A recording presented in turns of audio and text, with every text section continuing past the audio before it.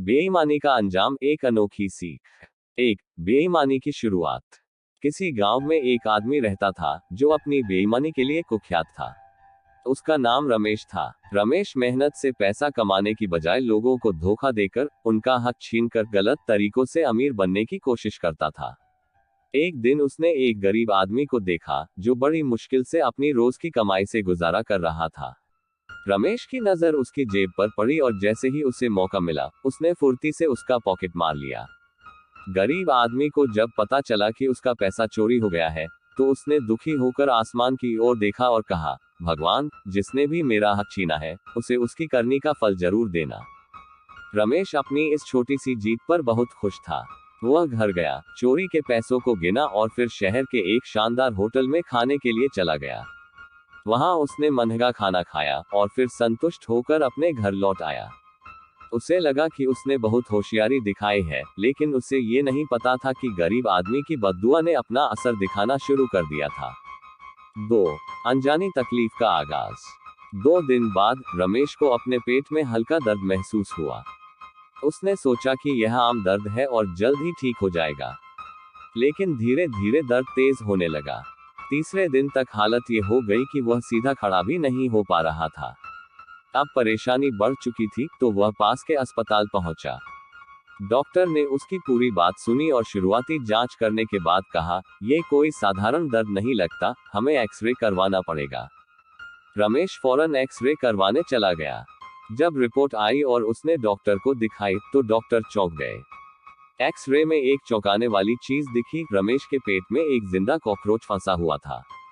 Doctor ने रमेश को गंभीरता से देखते हुए कहा, यह बहुत गंभीर मामला है, तुम्हें तुरंत इलाज की जरूरत है। रमेश डर गया। उसे समझ नहीं आया कि एक जिंदा कॉकरोच उसके पेट में कैसे पहुंच सकता है। डॉक्टर ने आगे कहा, यह ऑपरेशन यहां संभव नहीं है, तुम्हें अमेरिका के एक बड़े अस्पताल में जाना पड़ेगा। वहां के विशेषज्ञ डॉक्टर ही तुम्हारा इलाज कर सकते हैं। अब रमेश की हालत खराब हो गई थी। उसके दिमाग में बस यही बात घूम रही थी कि कहीं उसकी जान को खतरा तो नहीं। 3. अमेरिका की राह। रमेश के पास पैसे की कमी नहीं थी, क्योंकि उसने अपनी जिंदगी में खूब बेईमानी से पैसा कमाया था। उसने बिना समय गंवाए अमेरिका जाने की तैयारी कर ली। कुछ ही दिनों में वह अमेरिका के एक बड़े अस्पताल में पहुंच गया। वहां डॉक्टरों ने उसकी पुरानी एक्सरे रिपोर्ट देखी और कहा, तुम्हारे पेट में जो जिंदा कॉकरोच है, उसे निकालने के लिए बड़ा ऑपरेशन करना होगा, और यह ऑपरेशन बहुत महंगा पड़ेगा। रमेश को पहली बार अपने पैसे की कीमत समझ में आ रही थी। उसने बेईमानी से कमाए गए पैसों को खर्च करने में कभी हिचक नहीं दिखाई थी, लेकिन अब जब खुद पर आई, तो उसे पैसे की अहमियत महसूस हुई। फिर भी मरता क्या न करता। उसने सारा पैसा इकट्ठा किया और अस्पताल में ऑपरेशन के लिए जमा कर दिया। ऑपरेशन का दिन आ गया। डॉक्टरों ने उसे ऑपरेशन थिएटर में ले जाया और बड़ी सावधानी से ऑपरेशन शुरू किया।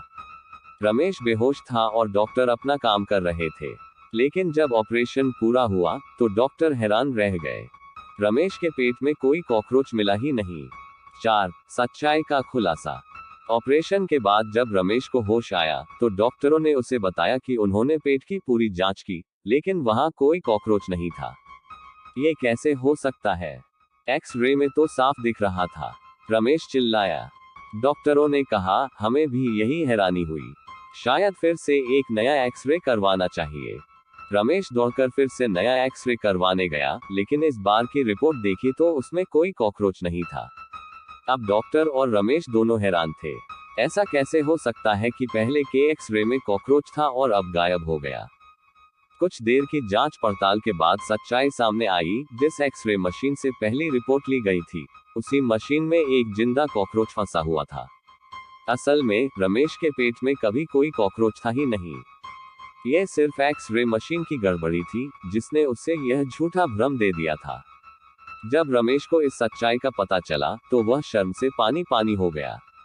उसने लाखों रुपए खर्च कर दिए, अमेरिका तक चला आया, ऑपरेशन करवा लिया और आखिर में पता चला कि कुछ था ही नहीं। डॉक्टर भी ये सुनकर हंसने लगे और बोले, तुम्हारे साथ तो सच में अनोखा मजाक हो गया। 5. बेईमानी का सबक। रमेश को अब समझ आ चुका था कि उसकी बेईमानी का पैसा किस तरह बेकार चला गया। उसने गरीब आदमी का हक मारा था और उसी के पैसे से महंगा खाना खाया था, लेकिन देखो भगवान की माया, वह पैसा उसके किसी काम ही नहीं आया। उल्टा उसी पैसे से उसने एक ऐसा झूठा ऑपरेशन करवा लिया जो कभी जरूरत ही नहीं थी। इस घटना ने उसकी सोच बदल दी। उसने खुद से कहा, अब मैं कभी किसी का हक नहीं मारूंगा। मेहनत से कमाए गए पैसे की कीमत अब समझ में आई है। रमेश ने उसी दिन से अपनी जिंदगी बदलने का फैसला कर लिया। उसने गरीबों की मदद करनी शुरू की, अपना बेईमानी का धंधा छोड़ दिया और मेहनत की कमाई को ही असली सुख मान लिया। कहानी से सीख, बेईमानी का पैसा कभी सुख नहीं देता। जो दूसरों का हक मारता है, उसकी तकदीर भी उसका साथ छोड़ देती है। भगवान का न्याय हमेशा होता है, चाहे देर से ही क्यों ना हो। मेहनत से कमाया गया पैसा ही असली सुख और शांति देता है। अगर आपको ये कहानी पसंद आई हो तो इसे लाइक करें, शेयर करें और हमारे चैनल को सब्सक्राइब जरूर करें।